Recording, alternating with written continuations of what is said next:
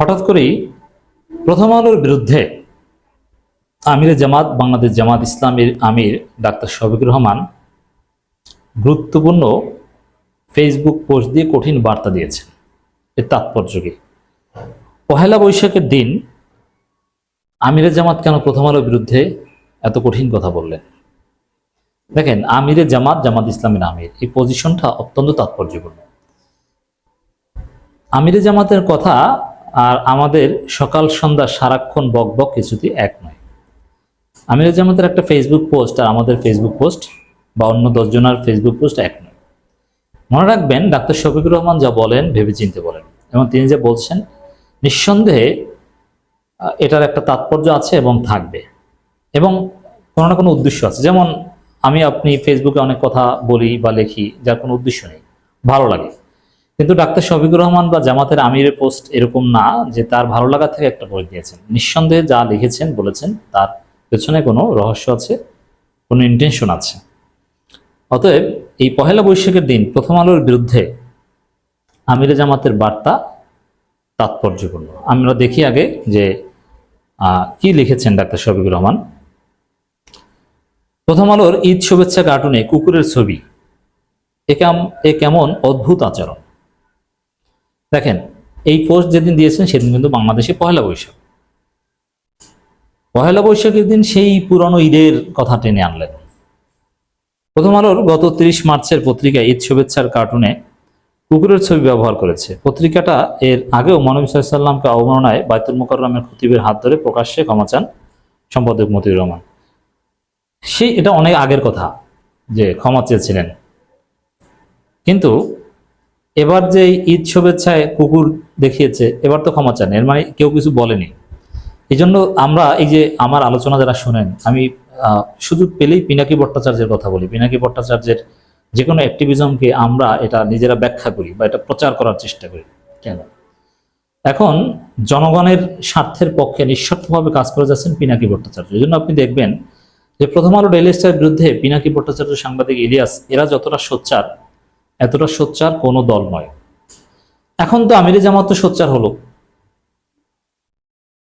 অথচ আমিরে জামাত দেখেন, এটা সিগনিফিকেন্ট যে আমিরে জামাত তো আগে বলতে পারতেন, কিন্তু না, তিনি এখন কেন বলছেন? পহেলা বৈশাখের দিন এসে 1 মাস, প্রায় 1.5 মাস পর কেন বলছেন? আমি আসছি সেদিকে।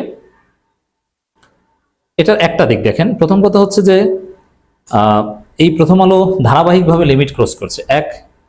শিবির নাকি চাঁদাবাজি করেছে, এই ইন্টেনশনাল রিপোর্ট প্রচার করে নরসিংদীর একটা ঘটনাকে কেন্দ্র করে মোটামুটি তোলপাড় তৈরি করে দিয়েছে প্রথম আলো, যেটা সম্পূর্ণ মিথ্যার উপর ভিত্তি করে। শিবির কখনো চাঁদাবাজি করে না, করেনি। আমরা বলছি না যে শিবিরের ছেলেরা দুধের ধোয়া, ভুল করতে পারে, কিন্তু যেটাকে চাঁদাবাজি যে যা বলছে ওটা আসলে একদম ফেব্রিকেটেড। আমরা এটা নিয়ে অনেক কথা বলেছি। শিবিরও স্টেটমেন্ট দিয়েছিল, জামাতও স্টেটমেন্ট দিয়েছিল, নরসিংদী জেলা জামাত। এই গেল এক, যে এখনো সেই পুরনো জামাত শিবির বিরোধিতা, যেটা জন্মের দোষ, জন্মের এডিটোরিয়াল পলিসি, ভারতের প্রেসক্রিপশন, এটা প্রথম আলো এখনো চালিয়ে যাচ্ছে। 5 আগস্টের পর অনেক বড় বড় দালাল মিডিয়া এডিটোরিয়াল পলিসি চেঞ্জ করেছে, কিন্তু প্রথম আলো তাদের এডিটোরিয়াল পলিসি চেঞ্জ করে নাই। এরপরে আরেকটা ঘটনা ঘটেছে। দেখেন, প্রথম আলো যে এখনো বিদেশি শক্তি দালালি করছে, বাংলাদেশের বিরুদ্ধে ষড়যন্ত্র করছে, তার একটা প্রমাণ হচ্ছে বাংলাদেশের রাজধানী ঢাকায় একটা মার্চ অনুষ্ঠিত হয়েছে, মার্চ ফর গাজা, আপনারা জানেন, যেটা স্মরণকালের সেরা সমাবেশ। মিজানুর রহমান আজহারী, শেখ আহমদুল্লাহদের নেতৃত্বে সর্বদলীয় একটা সমাবেশের উপরে সবাই এসেছে। অভূতপূর্ব একটা ঘটনা ঘটেছিল বাংলাদেশের ইতিহাসে। স্বাভাবিকভাবে সেই মার্চের পর বাংলাদেশের সব গণমাধ্যম লেড নিউজ করেছে ওই মার্চের ছবি নিয়ে বা ওই মার্চের ঘটনা নিয়ে, ঘোষণাপত্র।